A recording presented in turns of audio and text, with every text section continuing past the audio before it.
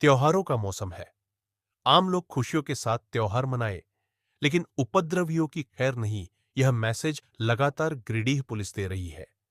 इसी कड़ीडढ़ी में गुरुवार को DSP Kaushar Ali, DSP Neeraj Singh, DSP Abid Khan नगर, थाना प्रभारी शैलेश कुमार मुफस्सिल, थाना प्रभारी श्याम किशोर महतो ने पूरे शहर में फ्लैग मार्च किया। सभी लोगों ने कहा, तैयार खुशी देता है, लोग खुशियां मनाए, किसी को भी शहर का अमन खराब करने की इजाजत नहीं होगी। बहरहाल पुलिस के ईर रोल से आम लोगों में खुशी है।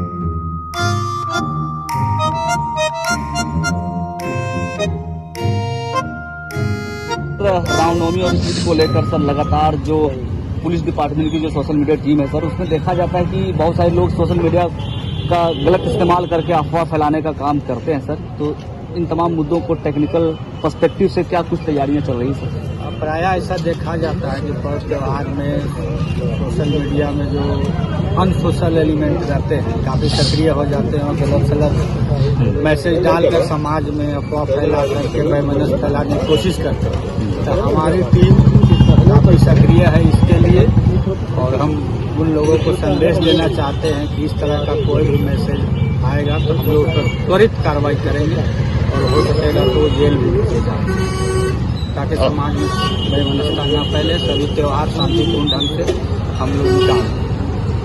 ठीक, ओके, थैंक यू सर। चलिए सर, क्या तैयारियां की गई है ईद और रामनवमी को लेकर पुलिस प्रशासन के द्वारा? ईद, सरहुल, छठ पूजा और रामनवमी, इन सारे पर्व की एक साथ तैयारी चल रही है। हम लोग इन चारों पर्वों को एक साथ लेकर के चल रहे हैं, और ये जो आज देख रहे हैं ये एक रूटीन कार्यक्रम है। ये आगे जब तक त्योहार है तब तक चलते रहेगा। इसका उद्देश्य अराजकता पैदा करने वाले लोगों के बीच में ये संदेश देना है कि आप अपनी हरकत से बाज आइएगा, और आम जन के बीच में विश्वास पैदा करने के लिए किया जा रहा है।